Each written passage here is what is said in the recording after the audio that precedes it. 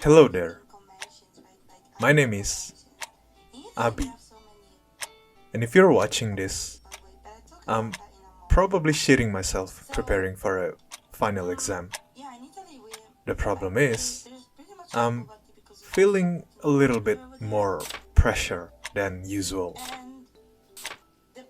Because this could be my last exam for my bachelor.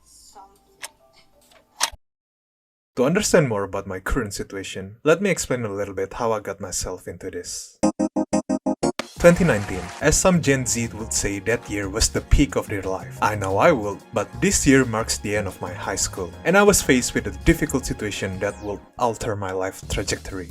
Choosing a uni major. And by choosing, I mean my parents only let me pick either medicine or engineering. But that was not a problem for me, or so I thought. My grades were above average, but I never won any competition or sorts of things. And I always felt like high school was just a breeze. So when the time comes for me to choose a major, I have to think long and hard. But come on, I'm Southeast Asian, I have good grades, I'm a good son, so the obvious pick will be. So by thinking long and hard, I just picked the safest option available.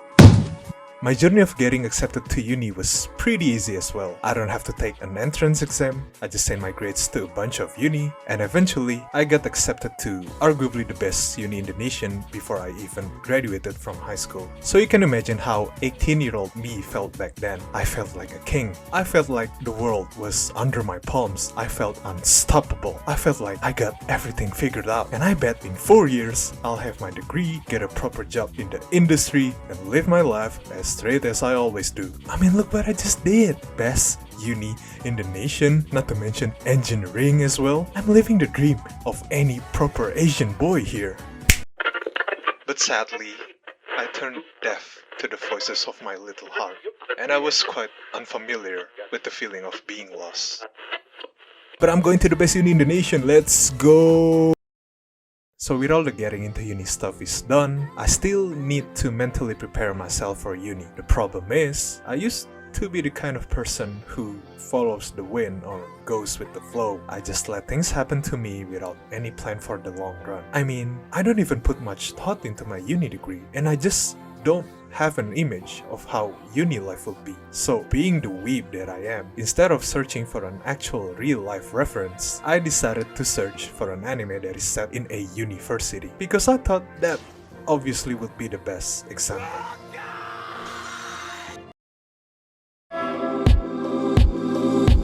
Honey Love Night Alley by Yotsu is one of the examples of AMV that I found back when I used to romanticize my life a lot. The song itself used a sample from another song called September Rain by Makoto Matsushita. As you can probably hear, the only part of the song that you will understand is him singing September Rain, and the rest is in Japanese. Besides the mellow banger of a song that I did not understand a single word of, another thing that made me romanticize my life even harder was this particular anime that is used for the AMV. And this would be my very first encounter with the Tatami Galaxy. The synopsis of this unique looking anime that people give a lot of praise to was just exactly the kind of anime that I was looking for. Surreal, artistic, and mind-bending, Yojo Henshin wa Taikei chronicles the misadventures of a young man on a journey to make friends, find love, and experience the rose-colored campus life he always dreamed of. The journey to make friends, find love, and experience the rose-colored campus life. Rose-colored campus life. For some reason, that particular clause always stuck with me even before I attended university. But it's also the clause that's going to haunt me for the next 5 years. What the hell is even rose-colored campus life? How does one obtain a rose-colored campus life? I tried to look at the comments of the AMV only to find answers describing anything besides experience that you would call rose-colored campus life. But more importantly, what the hell is this anime even about? 私なりの愛ですわ。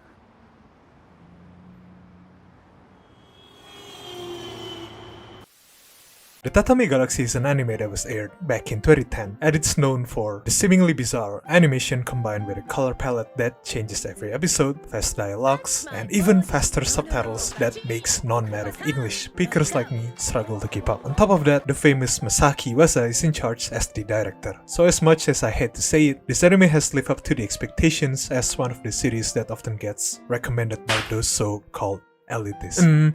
Actually, I enjoy this medium better than you guys. Almost every episode always opens up with the MC doing monologues stating that he's going to enroll in certain uni clubs in order to achieve his lifelong goals, which is, as you guess, the rose-colored campus life. And that's basically the premise for the show, the journey of a freshman to achieve this so-called rose-colored campus life. However, things never go as smoothly as he expected. As we soon find out, by the time the opening scene ends, he regretted his decision during freshman year to join the club. And the rest of the episode will show us how things never go his way for the past 2 years in the club, as well as the dreams of experiencing rose-colored campus life slowly fading away. So, to make up for that amount of time wasted, the MC embarks on the shenanigans that he thought would fill the void in his heart. But that does not work as well, since by the end of almost every episode, he always found himself pondering alone in his tiny tatami. Why had he wasted so much time with the last two shenanigans? What would be the outcome? Why had he wasted so much time with the last 2 years? Why did he rose-colored campus life eventually were at his different? Didn't he need to return this white keychain?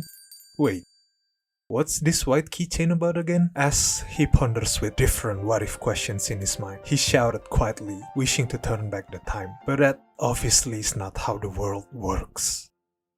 Except in the Tatami Galaxy, where the timeline always resets by the end of the episode, with the exception of the clubs that he picked will be different in the next one, so we can go again with the happy-go-lucky attitude. The viewers will also notice that there's a lot of recurring stuff that pops out as you go on watching the show, whether it be characters, dialogue, or events. But it also has some small details that carry on to the next one, like a box of Castella in his tatami room, or how the price of fortune-telling keeps increasing in each episode, even making the MC question himself, or how the MC keeps getting reminded to return this white keychain.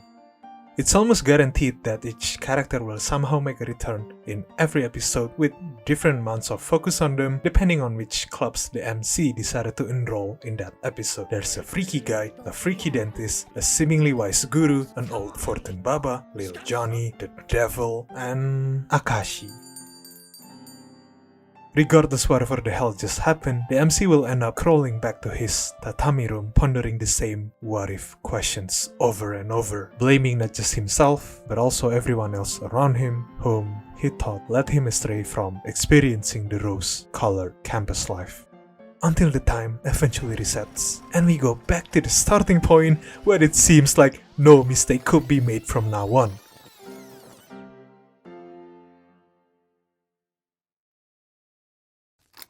The first mistake that he made was not acknowledging how he felt, how avoidant he becomes toward everything that he desires, despite still clinging to that same desire. And in some ways, the exact thing also happened to me. Between the ages of 18 and 23 will probably the first time people realize that they don't have a good grasp of time. This is the case for me as well, since I just turned 23 this year, and I don't have a single clue how 5 years went down in a flash, just like that. You finish one semester, you move on to another semester. You are obsessed with one fictional character and you move on to another fictional character. You broke up with one person and you move on to another person. The concept of time itself never changes, and the only thing that changes is my perception of it. And I've been trying to find a reason why time just feels a lot faster ever since I started uni. I could have put the blame solely on the COVID pandemic, which, to be fair, took a good amount of the first 3 years of my uni life. I mean, sure, everyone was forced to stay at home during that period, but I'm not the type of person who frequently goes out anyway, and I'm lucky enough to keep in contact with my friends. Uni classes were still held, and even I still participated in a lot of student body activities, be it all in a hybrid format. So despite all the classes that I attended, all the exams that I passed, and all the organizations that I joined, I still can't pin down another reason why times feel a lot faster. That's when I actually try to look deep down on how I feel these past few years. I felt lost.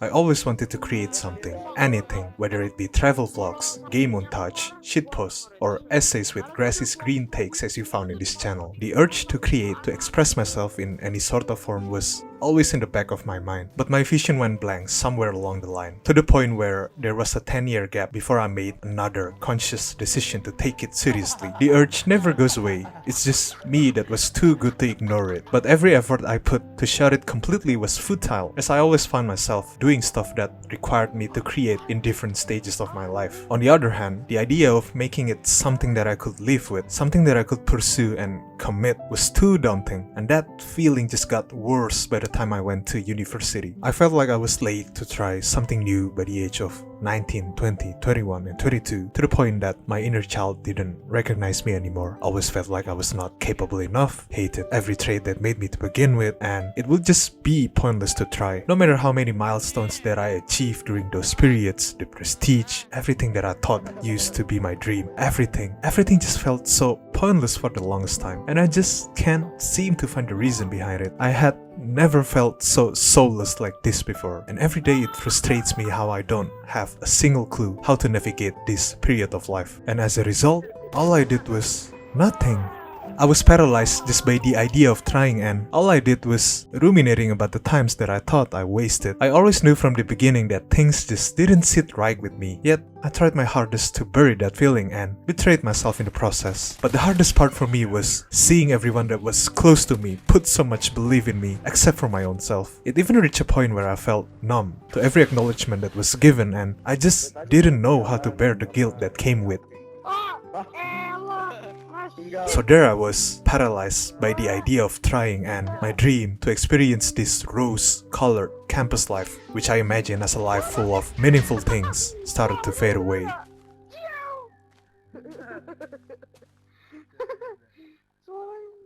Until I decided to try.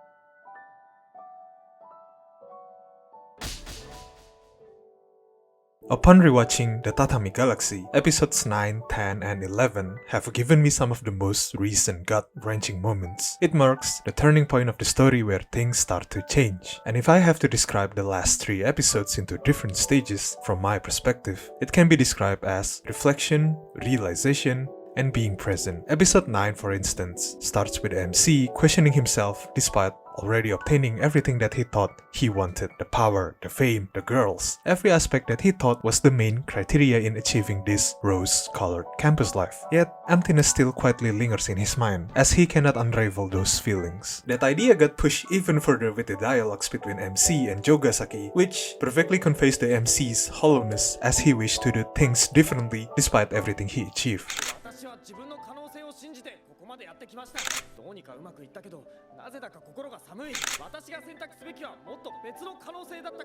That particular dialogue became one of the scenes that I won't forget for a long time, because I remember having the exact same thoughts as him, followed by a sense of guilt and meaningless. Guilt because I felt like I should be happy with everything that I achieved. Meaningless because I felt like I wasted my time by doing what I've been doing. And the more you entertain that line of thought, instead of finding some kind of rational resolution, I fell into a loop of despair. Since everything that I did felt meaningless, then from now on, I should do nothing. In some ways, the story progressed from episode 9 to 10 with a similar idea in mind. Episode 10 starts off differently compared to the other 9, where instead of joining a club like he always does in previous episodes, this time, the MC decided to not join any club. Not the tennis club, not the film club, not the cycling club, nothing. Then he goes on rambling about how perfect his tatami room is, how he can build his own happiness and utopia just by having coop up in his room, not going out, no friends, not even thinking about what he wants. With that logic, it seems like he's not wasting his time by joining clubs that he did not really enjoy previously. Everything just went smoothly, he got it all figured out in his mind. Until that same hollow feeling creeps up on him like in the last 9 episodes.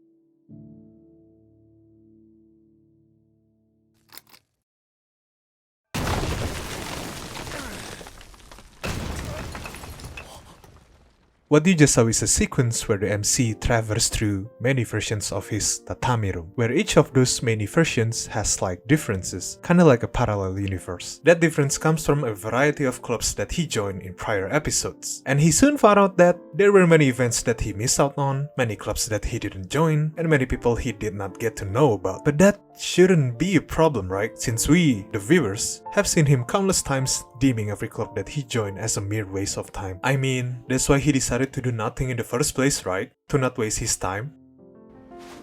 For the past 5 years or so, basically from the start of uni, I've been beating myself up over the decisions that I made as I recount previously. What if I start doing things way earlier? What if I do B instead of A? What if I never met that person, etc.? The keywords from that sentence lie in the what if. Maybe there's another version of me that's happier and more fulfilled. But something now that I just realized recently is that without the decisions that I made in the past, without going through many heartbreaking events, without those periods of being a husk of myself, I realized that I needed those periods in my life to be who I am right now. Even if I look back over what I did for the past 5 years or so, I found myself romanticizing those moments more often instead of deeming it as meaningless like I used to. Even though I did not align with what I learned, I kinda enjoyed the learning process. Even though I always felt like what I did was meaningless, I love every moment that I got to share with my friends from that period. There's always two sides of a coin, but for some reason, people tend to realize the other side way later on.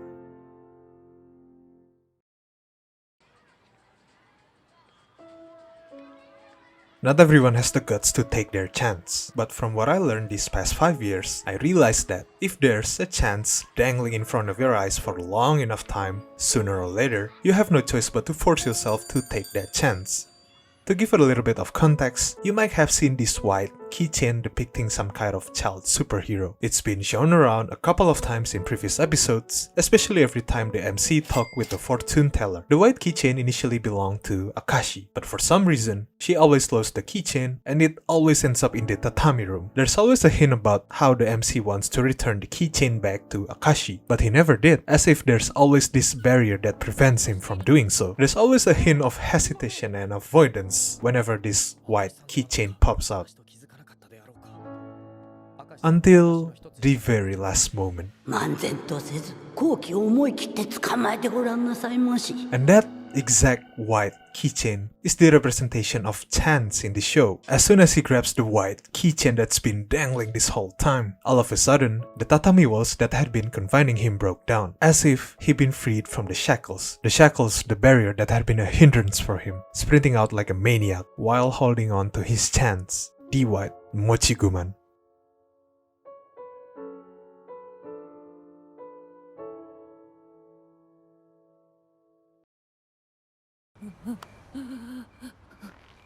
One might interpret this entire journey of the Tatami Galaxy as taking your chance for love. But I think the idea of taking your chance to be free from the things that holding you back can be applied to different aspects as well. It can be jobs, relationships, dreams, environment, or even a hobby. All you have to do is to take your chance. But is that it? Is that all you have to do? Does taking your chance solve everything?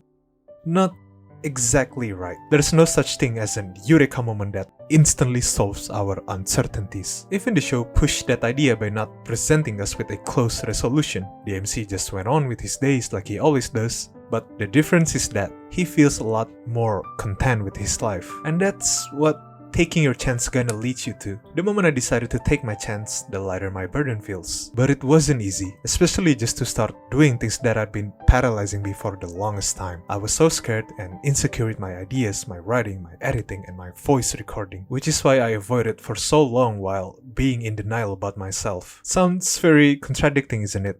When my goal is to create something. But I still went through it, even with countless amounts of setbacks, and I'm glad I did. Rewatching this show made me reflect on how I felt during those times. It gives off a very distinct feeling compared to when I watched it for the first time before even entering university. But now, I'm waiting for my very last exam grade to come. Time really does fly, just like how fast the subtitles are in the Tatami Galaxy. Or maybe that's just uni life in general, where people and places come and go without you realizing it. Rewatching the Tatami Galaxy serves as a reminder of how empty I was, but it also reminds me how that emptiness led me to chase more fulfilling things. I didn't regret every decision that made me to this point, but it took me a while to come to that conclusion, so I just wish I wasn't so harsh on myself. But my younger self didn't know any better, so now all I can do is give my biggest props to him. I haven't achieved my current dreams yet, but that's just more reason for me to keep going. I feel a lot more content nowadays because I know some things are meant to be taken slowly, insecurities could be your characteristics, and fears are meant to be faced. And with my time in university near its end, the most important question that needs to be addressed is, was I able to experience the so-called rose-colored campus life? And my answer to that is no. There are no such things as rose-colored campus life. But everything is all a bunch of colors mixed up, and that's what makes you, you. With that said, now I'll be able to put this chapter of my life behind and live this meaningless life passionately.